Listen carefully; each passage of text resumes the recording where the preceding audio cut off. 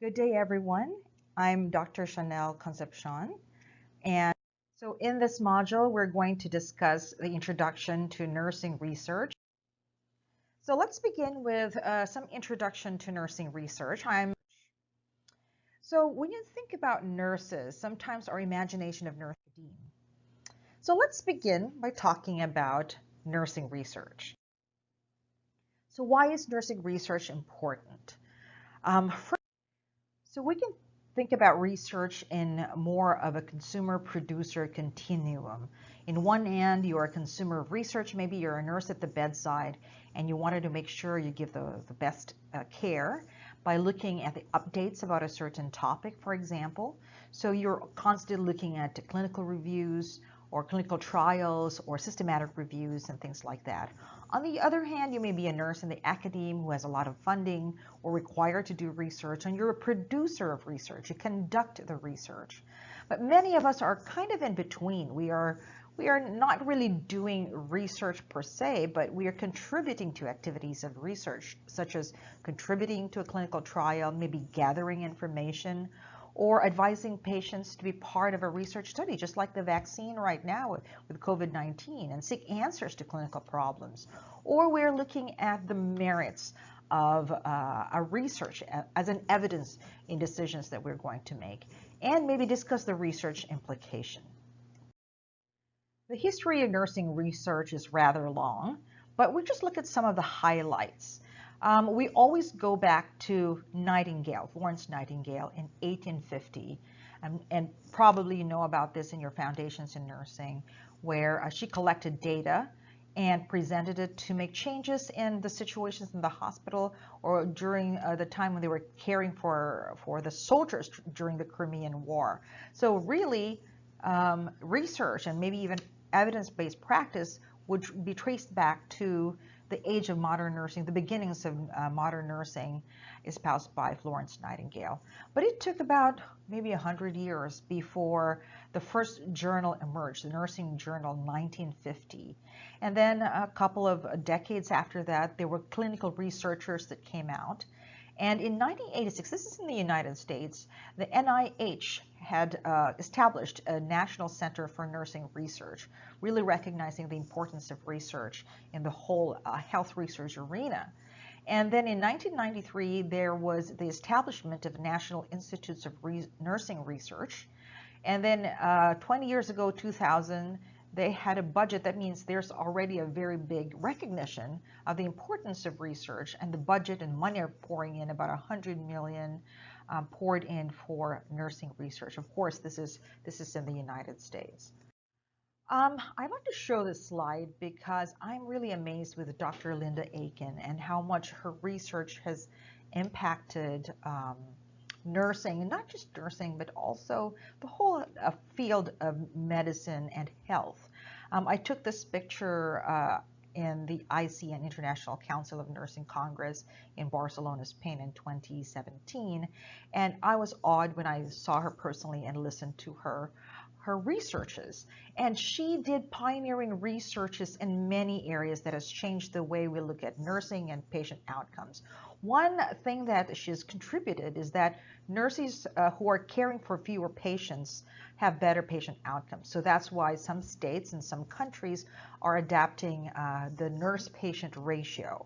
Like, for example, in some states, for example, in California, for inpatient, you will have one nurse for every 4 patients. In the Philippines, DOH requires one nurse to every 12 patients. Some people in the international standard hospital go crazy if you give them that ratio. But it was her research study that really contributed to that. Also, one of the groundbreaking studies that she did was she saw that patient outcomes improve when the nurses taking care of the patients have a bachelor's degree or higher. This was done in mortality among surgical patients. And this has revolutionized the way they're saying that nursing, if you educate the nurses very well, you have safer patients, better patient outcomes. That's why in the United States, their aim is to have 80% of all the nursing workforce to have a BSN. Here in the Philippines, we already have that as a standard. Okay, so also improving nurses' work environments are very, very important. So you can see how much the nursing researches can change the way we do practice or how we see nurses, the patient outcomes, and how we should look at the nursing workforce. So what is now our direction for nursing research? These are the path forward. There is a continued focus on evidence-based practice. It's nothing new already. A lot of people know about it. They're adapting it. And then there's also an accelerated emphasis on research synthesis. So later on, when we talk about EBP, we'll be talking about systematic review and looking at the synthesis of these really robust study that would help us give quality evidence when we do decision making. And of course, there's an expanded local research in healthcare settings, strengthening interprofessional collaboration, increased emphasis on patient-centeredness. And this is a very important concept, especially in research. And related greater interest in how research can be applicable to our patient care, to our practice, and not just something like a theory that we wanted, not just basic research, but more applications research. And there's also a growing interest in defining and ascertaining clinical significance, that the research would do would be significant to the patients or the clients that we care for. And also, there's a growing interest of kind of a personalized care. The terms that have come out is precision healthcare, symptoms science, more personalized kind of care to our patients, and research is focused on that. Now we think about what are the sources of evidence for nursing practice. Okay, so there are different sources when it comes to the knowledge and how we do practice. One of the more traditional sources is the traditions, what we've done. We've done this for many years. This is the way we have done it. And also the authorities, the expert in certain fields. Oh, Dr. whatever has said this, and I think she's an authority in this matter, so this must be solid evidence. Okay. There's also a clinical experience in trial and error. Some of the things that are decided in the clinical and the bedside are not found in the books. It's not something that you just open your book and look at it. There could be a trial and error method, and then that's how you learn from experience. Of course, there's logical reasoning, inductive or maybe deductive way. And you assemble information. In big hospitals, there's always one department that looks at quality improvement, and they collect a lot of data and they assemble this information to see how practice can be improved, and processes can be improved. And of course, one of the evidence for nursing practice is disciplined and systematic research. So if you look at the paradigms and methods of nursing research, we have to consider different ways of looking at things. So when you talk about paradigms, it's ontology and epistemology. It looks like these are very big words. If you have philosophy, this is probably familiar to you. But ontology is looking at what is reality, okay? And epistemology answers the question, how can I know reality? Okay, so when you're looking at these questions, these are age-old questions that maybe Aristotle and Socrates have thought about. This is what you call paradigms, the way you see things, the worldview.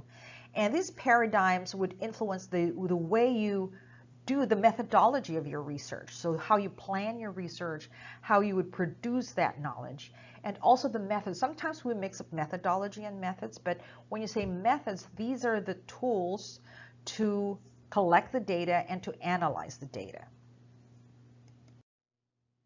So paradigms for nursing research. So when we're looking at that, there are actually two main paradigms in nursing research, the positivist and the constructivist, or the older name is naturalist. In many Pollitt and Beck books, they use naturalistic paradigm, but in the newer version, they use constructivism. Okay, positivism is a kind of paradigm that says there is a reality that exists. There is a real world driven by natural causes. The constructivists or naturalists say there are multiple realities. It's not just one single truth. It's subjective. It's mentally constructed by the individuals. So that's how they look at the world. In terms of looking at the subjects or participants, the positivists, usually they call themselves, they call the people they're studying as subjects.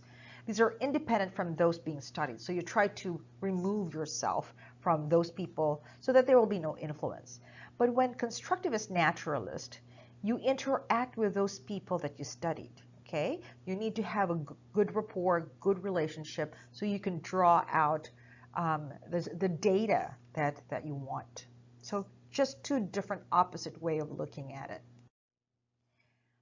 Values. So positivist, you have to put your values in check. That means what your opinions are, you have to set them aside. Okay? The objectivity is something that's very, very important in the positivistic paradigm.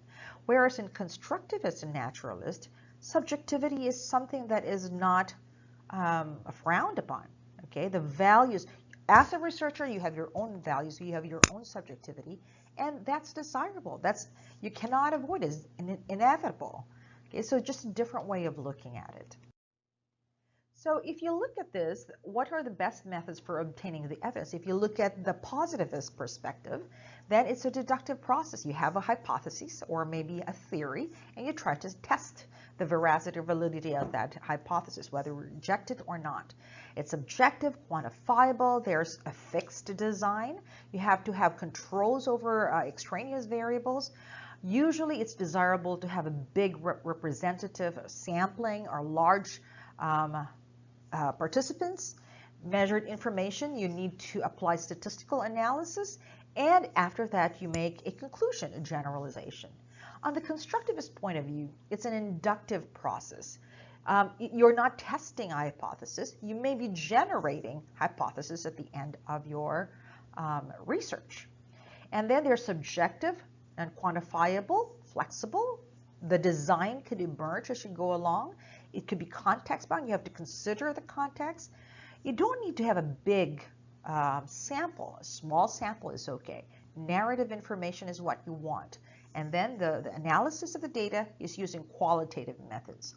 And it seeks an in-depth understanding of the phenomenon that you're studying or the people that you're studying. Now, so when you look at the types of research and the different paradigms, you can see that positivist is aligned with quantitative research, okay? And qualitative research is more aligned with constructivism or naturalism. We will talk more about that in the succeeding modules.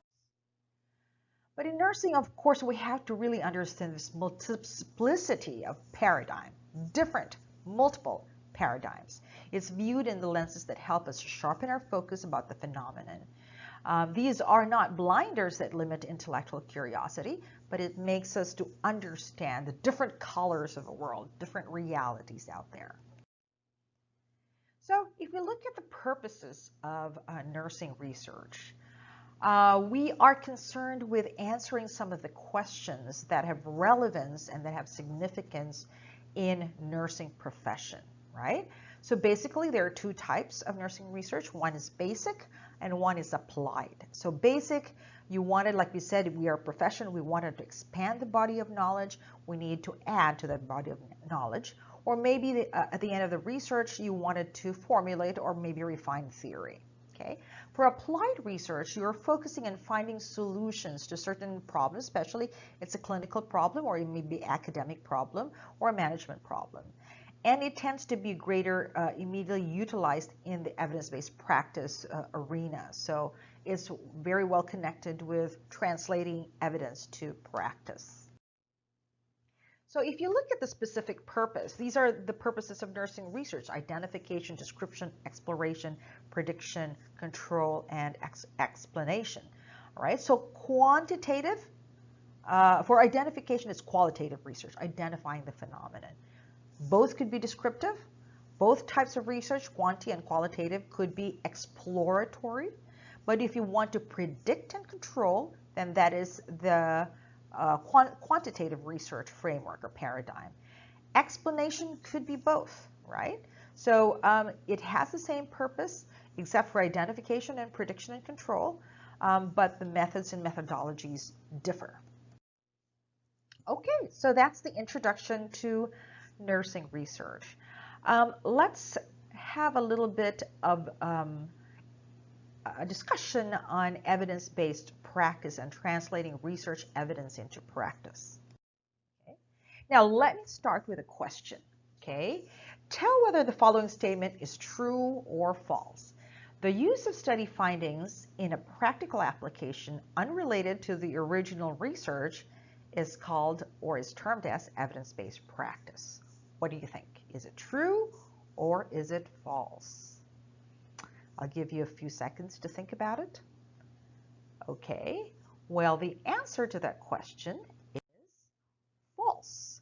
So research utilization is the use of study findings in a practical application, but it could be unrelated to the original research.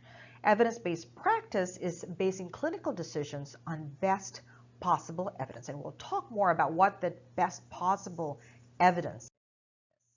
Okay, so here, just to make sure that we are clear that evidence-based practice is different from research utilization. Okay, in the beginning, a lot of the nurses were talking about research utilization. We have to use research, but as we have more understanding about what's really important and how we approach care of the patients and research and evidence, it's geared more towards evidence-based practice. Okay, so when you say utilization, it's the use of study findings in a practical application, but not necessarily part of a research project. But evidence-based practice is you're using the decision, using the best possible evidence, and you are looking at high-quality researches. We will talk about what these high-quality researches are. Long history, but it didn't start a long time ago, maybe just about less than 50 years ago.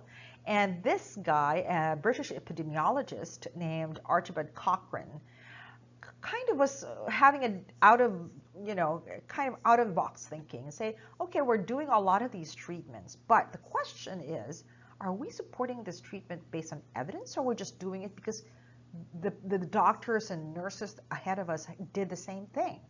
So that sparked this movement towards evidence-based practice. But the very start of evidence-based practice, it started with evidence-based medicine in the 1980s in McMaster University in Canada, when they started to use this terminology and started this movement. And in 1992, there was the approval for funding for Cochrane Center, kind of Cochrane collaboration. Now, if in medicine or in nursing, when you talk about Cochrane, this is they have a website, but this is an organization that puts together a lot of the systematic review.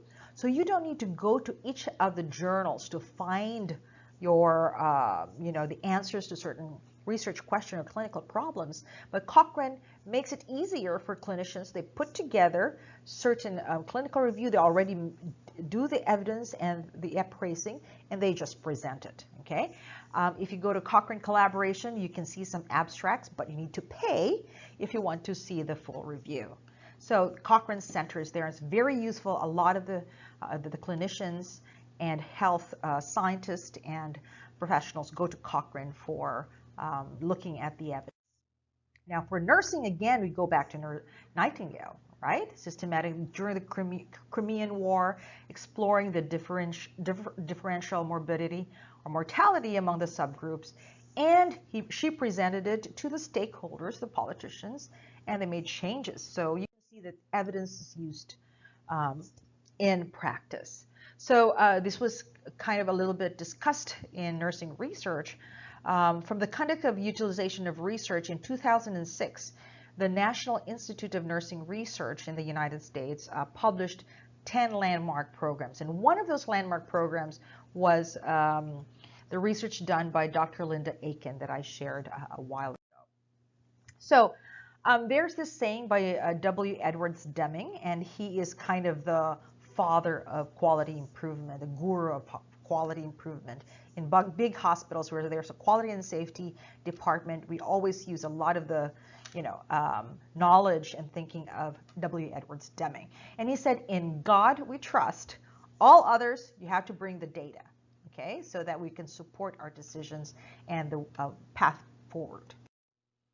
So let's look at this definition of evidence-based practice, okay? So one thing that I want you to notice is that evidence-based practice is not just research, okay? Research is part of evidence-based practice, but it's not the only thing, okay? So EBP is a paradigm, a lifelong problem-solving approach. So it's more of an approach to clinical decision-making that involves conscientious use of the best available evidence. Okay, this includes systematic search for and critical appraisal for the most relevant evidence to answer a clinical question. And we'll talk about clinical question in a while. So this is the important thing to remember, one's own clinical expertise. One is the doctors and the nurses, the clinicians, and the patient's value and preferences. And the end result is improving the outcome for the individuals, the communities, or the systems in healthcare. This is from Dr. Melnick, and find out Dr. Melnick is one of the, authorities in evidence-based practice in nursing. So if you look at that definition, there are three main components of EBP. One is the research, which is the best evidence, but it doesn't stand alone. It's the practitioner's expertise that needs to be brought in, nurse, doctor, staff, and the patient's values and preference, okay? In the hospital where I work in, for example, we have this Da Vinci, this robotic, operation. So there's so much evidence to prove that, there's, healing is faster, recovery is faster, and then the outcomes are best. So no problem about the evidence.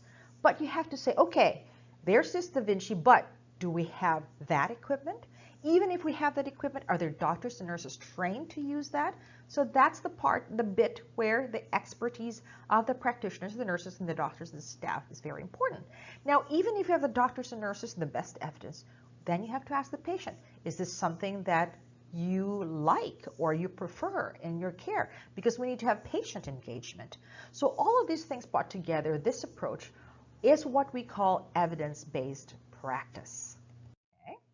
So this is also another way of looking at it. If you see here, we have the research evidence from the researchers, the clinical expertise, for example, from patient assessment as well as healthcare resources, and the patient needs to be involved. All of this will guide the decision making, okay? And of course, what we wanted is the high quality outcome. And all of this, I like this framework because all of this is done in the context of care. And this is the cultural organization that needs to be in place for this to happen. Now, if you look at the models of EBP, there's quite a number of models, and this is just for nursing, okay? What's very common, Iowa model. I'm very familiar with the Johns Hopkins model because I did a training on this one. But you can see there's a lot of models of EBP. We're not going to discuss a lot of them. I'll just show you the Johns Hopkins model. So in the Johns Hopkins model, if you look at this three here, this is probably what you can see a lot in EBP. There's practice question, and then after the practice question, you have to look at the evidence, and then you translate it into practice. So this will be a continual practice and learn and practice thing. But this does not occur before that comes like the spirit of inquiry within the organization. You need to have an organization that's curious and questioning your practices. Is this right? Are we using the right evidence? Is this the best way to do these things? Okay. And after that, you do EBP projects, and it has to be translated to best practices. And the thing in most hospitals or big in a healthcare organization is always looking at how the practice can be improved clinically, the learning outcomes, and in terms of operations. And when you want practice improvement, you may find some problems again and questions, and then you would go back to inquiry again. So it's kind of a cycle. So this is the Johns Hopkins evidence-based practice model. The Iowa model is probably very familiar. A lot of the professors here at Silliman University College of Nursing use this. There's usually a trigger. It could be a problem-focused or a clinical focus. And then it starts with looking at, is it a priority in the organization? There are some questions, like an algorithm you go through, and you have to make a decision whether you have to conduct the research yourself or maybe just look for the evidence. And at the end, you really wanted to disseminate and to make changes in your practice. So this is the Iowa model. You can look at it in the handout that I gave you. Okay, so this pyramid, this is evidence hierarchy and levels of evidences. When you say evidence-based practice, a lot of people are always imagining this pyramid, okay? Because this is a guide for us to look at what are the levels of evidences. One thing that I need to tell you is that not all evidences are created equal, okay? So you can see here the topmost is the best source of evidence, which is level 1, a systematic review or meta-analysis of RCT is your randomized controlled trials, okay? But if you want to go at the bottom here, okay, this is also evidence. They are evidence, but they are probably not the best and strongest type of evidence. This could be non-research source. For example, expert opinion. There's a doctor that has been in this field for a long time, has a lot of opinion, and it is an evidence, but it's probably the weakest evidence there is. And here, a qualitative and descriptive study.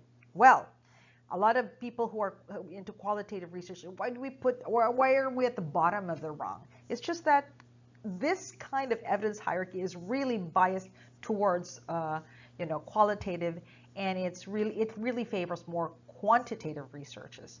So here there's systematic review of qualitative researches, and then you go to non-experimental, systematic review of non-experimental studies, and then you have quasi-experimental, which is non-randomized trial, and then you have your randomized control trial. Well, we'll talk more about that in the succeeding modules.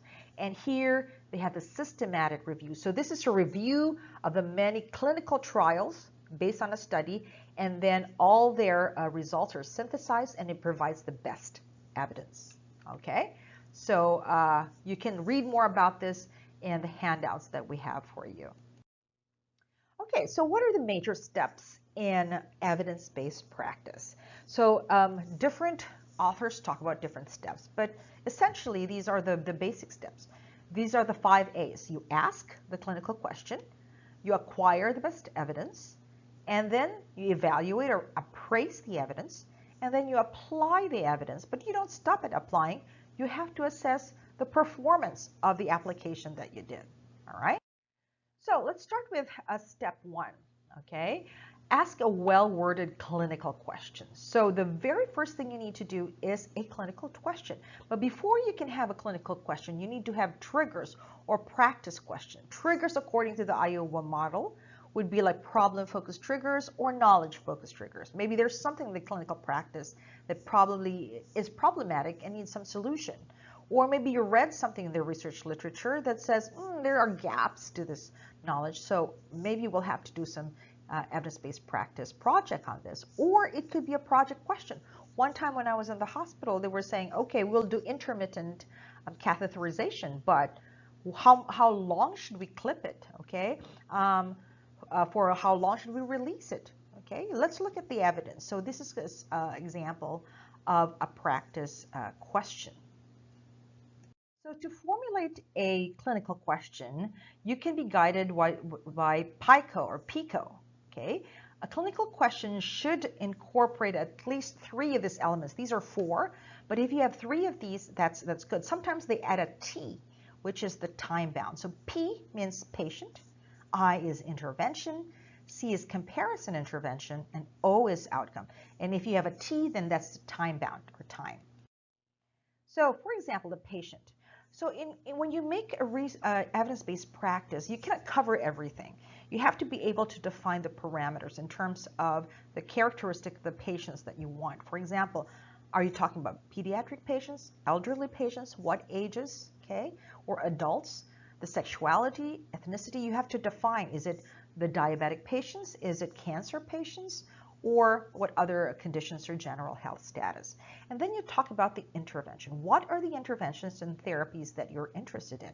It could be a patient education, a diagnostic, or treatment plan, self-care, Or what are other things that you wanted to bring in and to understand?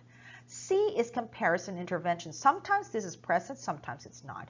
A comparison could be another subgroup, a control group, a placebo group, or a different study group. And O, this is very important, the outcome, expected or actual effects on the patient. So this is an example of a foreground question, okay, for using PICO. So the population here, you're looking at adult surgical patients between the ages of 20 and 50 with peripheral intravenous catheter. Okay, so this is your population or the patient, or it could be the problem as well.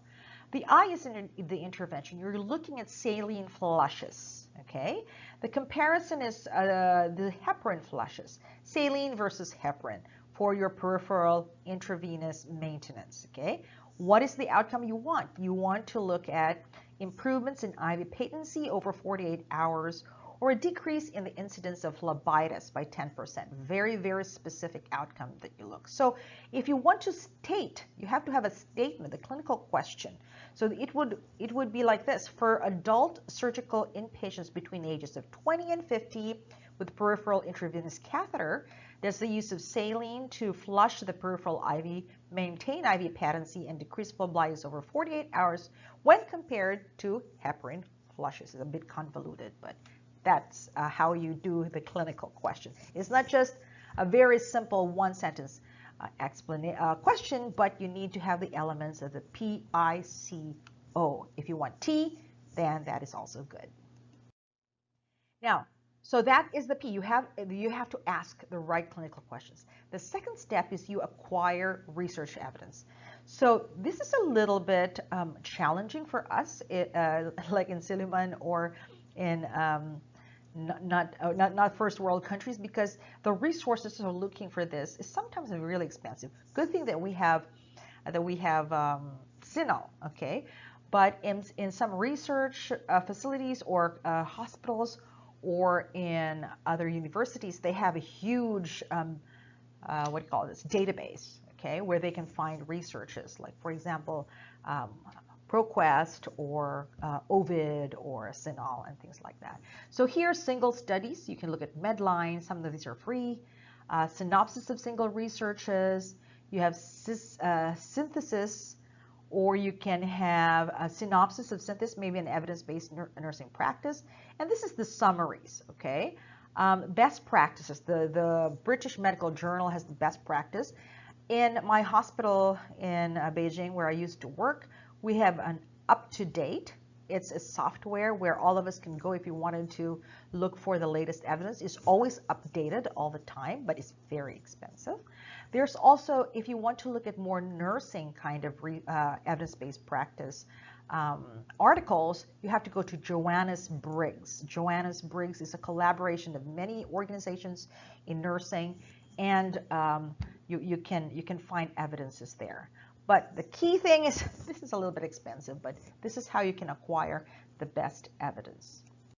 Okay, and then you appraise the evidence. There are so many ways, and you can read more in the handout that we gave you in the PDF, how to appraise the evidences. But basically, you're looking at quality, the magnitude, quantity, consistency, and applicability of those studies.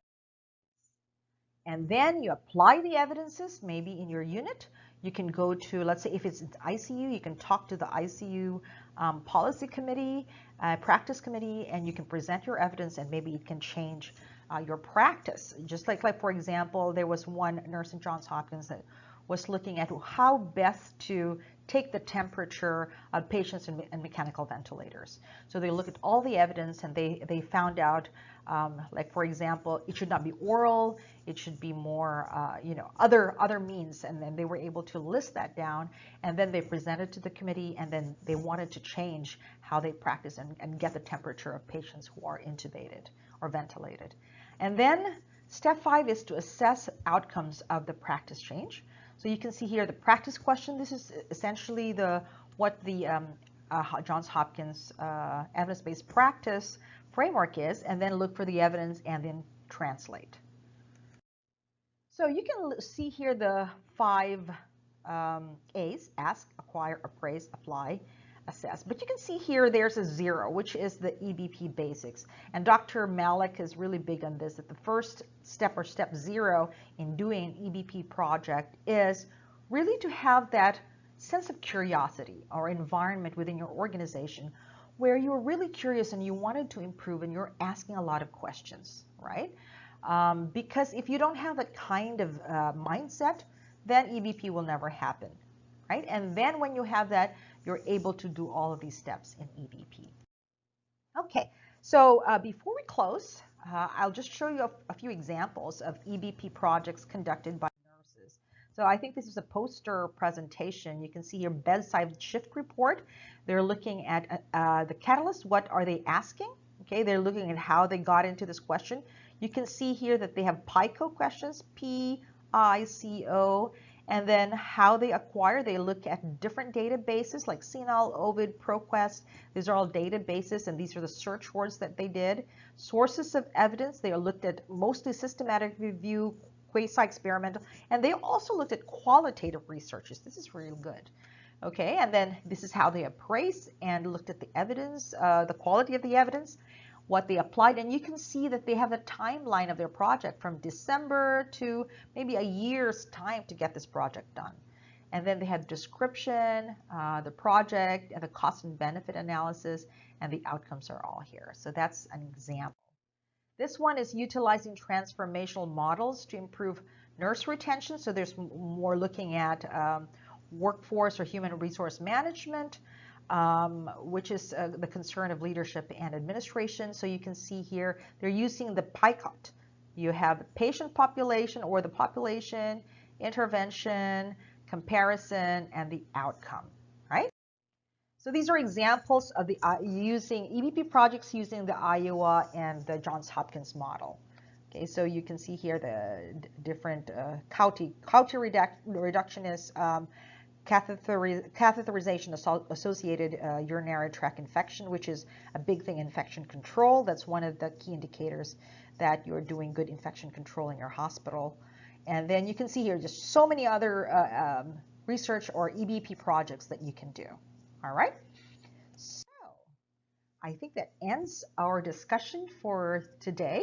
Thank you so much. And if you have questions, don't hesitate to email me or write me in the forum. And you have forum questions that you need to answer in the Soul Classroom. Thank you very much and have a good day.